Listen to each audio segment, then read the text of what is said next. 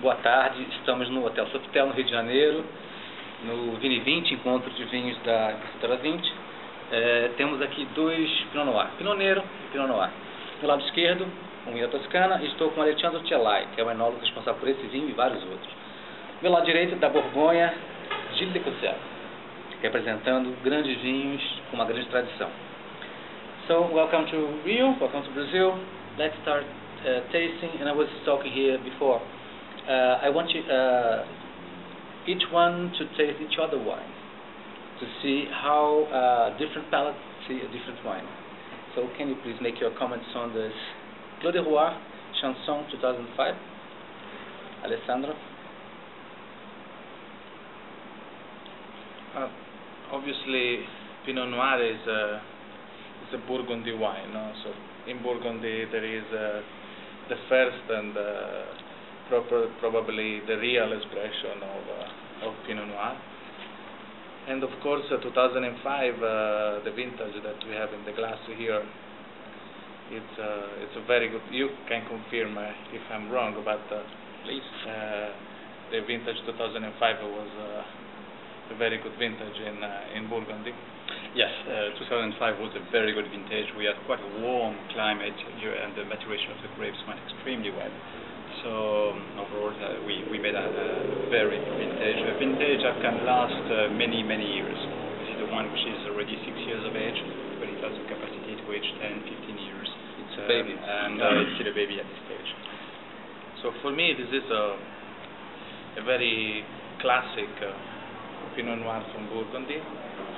But I agree totally with the producer that this is a real baby at this time. So for me, this is an incredible potential of ageability in this wine, and I will be very curious to taste again, maybe in 4 or 5 years again, because it should be much better.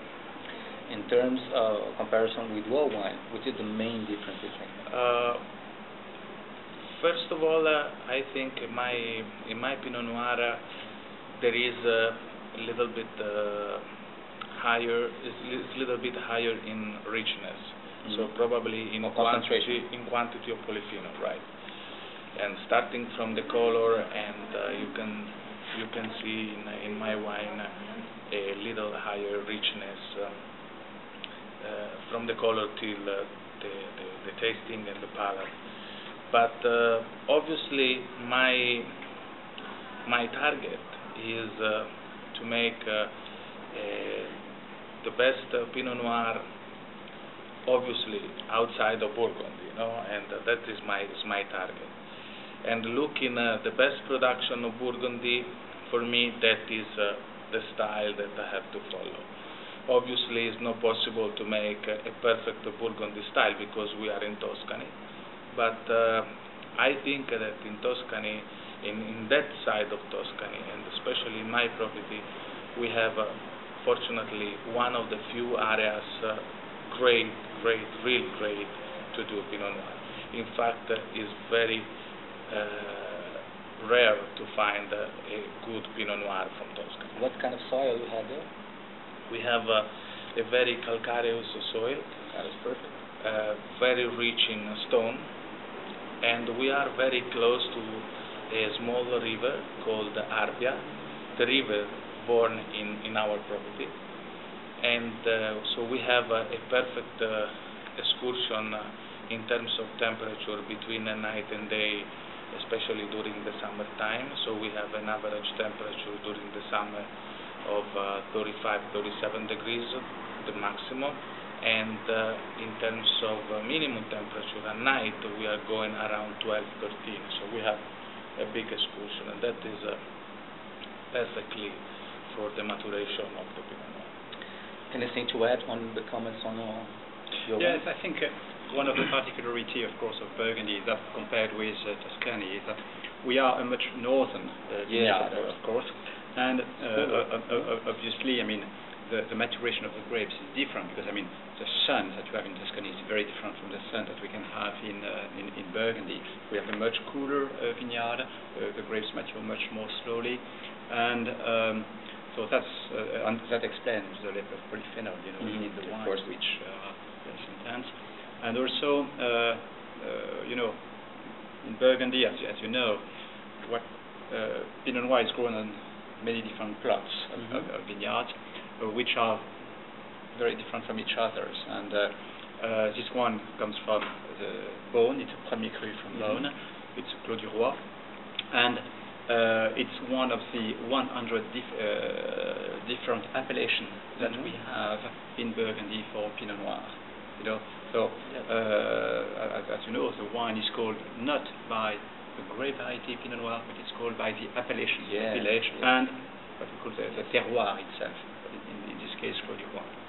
The other point is that in terms of soil, we have also a soil of limestone, calcaire, you know, mixed with clay and limestone together, which is very, very typical from Burgundy. Let's taste the other one. Please.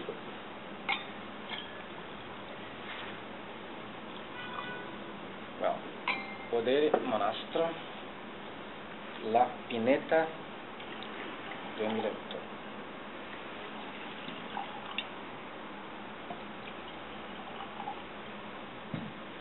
What do you think of this wine? A little bit more color.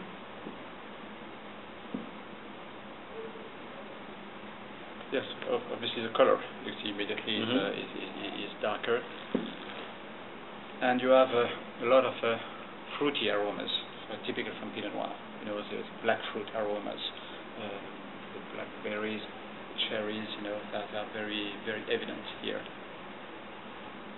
We are in a younger wine, you know, fresh fruit, which is very obvious. I found a lot of minerals on your Clos du Roi, for example. More minerals, more complexity, also very, very good wine. Here, let's taste.